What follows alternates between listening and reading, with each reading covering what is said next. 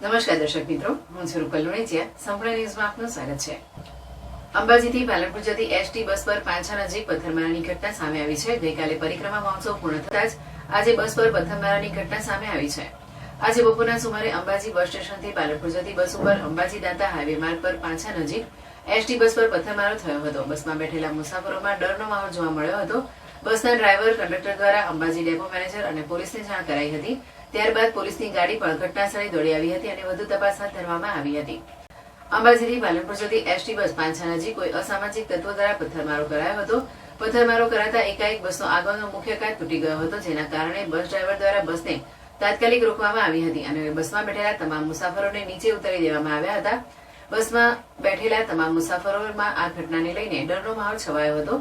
ST બસના driver દ્વારા Ambaji bus depot manager અને અંબાજી પોલીસ સ્ટેશનને જાણ કરવામાં આવી હતી. ત્યારબાદ તાત્કાલિક અંબાજી પોલીસ ઘટનાસ્થળે દોડી આવી હતી અને ઘટનાને લઈને તપાસ હાથ ધરી હતી. ત્યારે અંબાજી પોલીસે ઘટનાસ્થળેથી 3 બાઇક કબજે કરી અંબાજી પોલીસ સ્ટેશન ખાતે લાવવામાં આવ્યા હતા. એસટી બસને પણ અંબાજી પોલીસ સ્ટેશને લાવવામાં આવી હતી. અંબાજી દાંતા હાઈવે પર પાંછા અને ધાબાવાળી વાવ વચ્ચે આ બનેલી ઘટનામાં બસમાં બેઠેલા તમામ મુસાફરોનો આબાદ બચાવ થયો હતો.